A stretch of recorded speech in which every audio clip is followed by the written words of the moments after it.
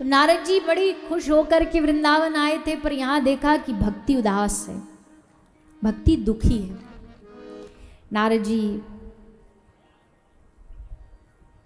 देवी भक्ति से वादा करते हैं, हे देवी भक्ति, मैं नारद प्रतिज्ञा करता हूं तुम्हारे दुख को दूर करके रहूंगा। अब दुख को दूर कैसे करें? इनको अचेतन अवस्था से चेतना में लाना, ज्ञान वैराग दोनों पुत्रों को। तो नारद जी ने मंत्रोच्चारण करके चेतन अवस्था में लाने का प्रयास किया, विफल हो गए। आकाशवाणी ने कहा कि इनके लिए सत्कर्म सूचको नूनम ज्ञान यज्ञ समृतो बुधहि, इनके लिए सत्कर्म करो। अब सत्कर्म क्या, खोज में नारद जी निकल पड़े। बहुत खोजा, जब खूब खोजा, अंत में जब समाधान नहीं मिला, तब नारद जी को महसूस हुआ कि समाधान क्यों नहीं मिल रहा, क्योंकि हमको घमंड हो गया, अभिमान हो गया। नारद जी ने ये कह दिया ना कि मैं भक्ति के दुख को दूर करूंगा।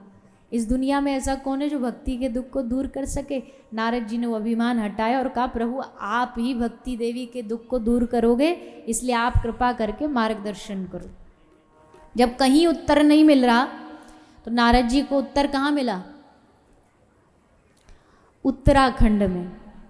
उसका स्थान का नाम ही इसलिए ऋषि महात्माओं ने उत्तराखंड। व्यास जी को उत्तर मिला वहाँ, सूत जी को उत्तर मिला वहाँ, शौनकादि ऋषियों को, नारद जी को वहाँ उत्तर मिला जा करके।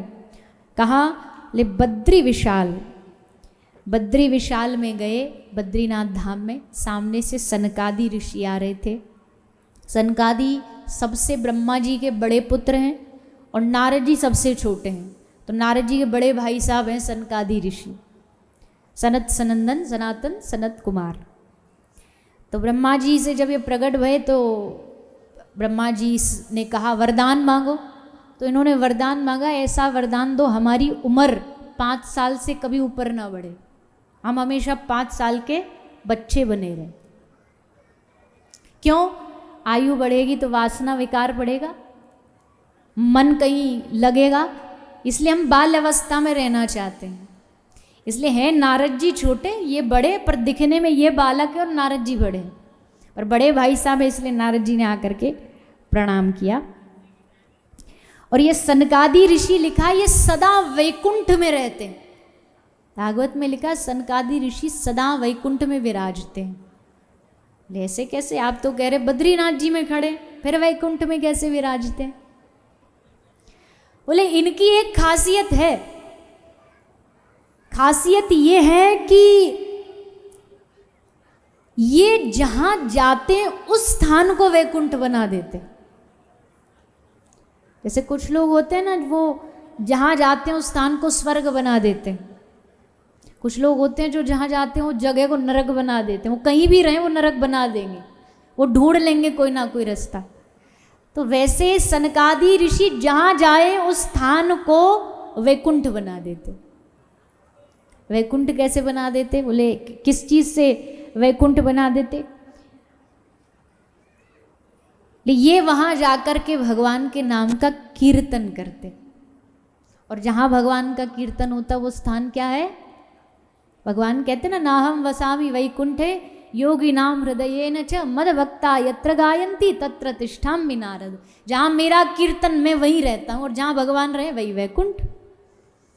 तो ये कीर्तन करते। और सनकादि ऋषि का सबसे प्रसिद्ध कीर्तन कौन सा है?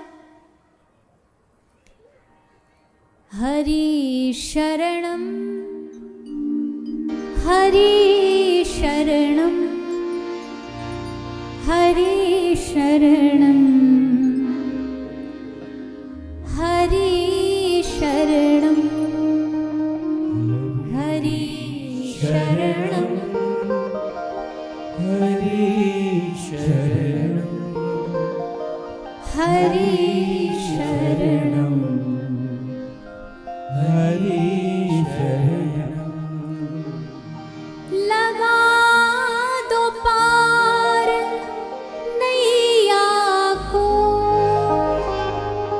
नहीं तो डूब जाएगी।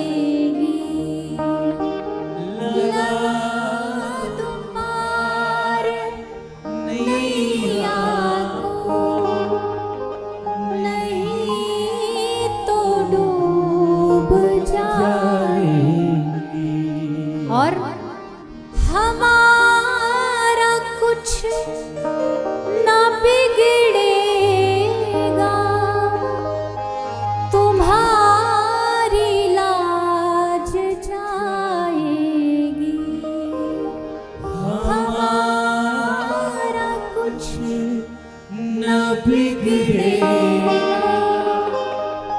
तुम्हारी लाज जाएगी। हरि शरणं हरि शरणं हरि शरणं हरि शरणं हरि शरणं हरि शरणं हरि शरणं हरि। इसलिए हरि कीर्तन तत्पराः, हमेशा तत्पर रहते हैं ये। सदा वैकुंठ निलया, हमेशा वैकुंठ में रहते हैं। मतलब स्थान को बद्री विशाल आए तो वहां भी वैकुंठ बना दिया हरि कीर्तन करते हुए। नारद जी ने कहा आपसे अच्छा इस समाधान को कोई नहीं दे सकता। सनकादि ऋषियों ने कहा कि नारद जी आज आप बड़े ढीले ढाले से लग रहे हो, आपकी वीणा के तार भी ढीले और आप भी ढीले हो, क्या हो गया ऐसा? इतना उदासी, इतना दुख। नारद जी ने कहा मैं इसलिए दुखी हूं क्योंकि भक्ति दुखी है, देवी भक्ति दुखी है, ज्ञान वैराग्य चेतन पड़े हैं। क्या कलयुग में भक्ति होगी नहीं? सनकादि ऋषियों ने कहा ना ना ना ना, होगी, जरूर होगी। और भक्ति को प्रकट करना है किसी जगह तो क्या करना पड़ेगा? उसके लिए भगवान की कथा सुनानी पड़ेगी। कथा करो। श्रीमद्भागवतालापः शतुगीत शुकादीनि, श्रीमद् भागवत की कथा करो। जहाँ कथा होगी वहाँ भक्ति अपने आप प्रकट हो जाती है। देखो हमने तो ये अपने इतने कुछ जो साल रहे हैं भागवत जी के, इसमें अनुभव किया है। जिस स्थान पर हमको कोई पहले ये बता देता है ना कि इस जगह पर हमारे शहर में कथा होती रहती है, उस कथा के श्रोताओं की बात ही अलग होती है। बड़े प्रेमी रसिक जन होते हैं, कथा सुनाओ तो खूब हंसेंगे, रोएंगे, गाएंगे, भाव में डूब जाएंगे। और कुछ जगह जहाँ कथा होती नहीं वो देखते ही समझ में आ जाते हैं, उनका चेहरा देख के ही समझ आ जाता है कि ये भैया भक्ति भक्ति कुछ नहीं जानते। तो भक्ति आई कैसे, उनमें कैसे आई? बोले वो सुनते हैं भगवान की कथा को, इसलिए वो अपने आप चेहरे समझ आ जाते हैं जिनके चेहरों पे भक्ति होती है। चेहरा बता देता है इसके जीवन में भजन है, इसके जीवन में भक्ति है।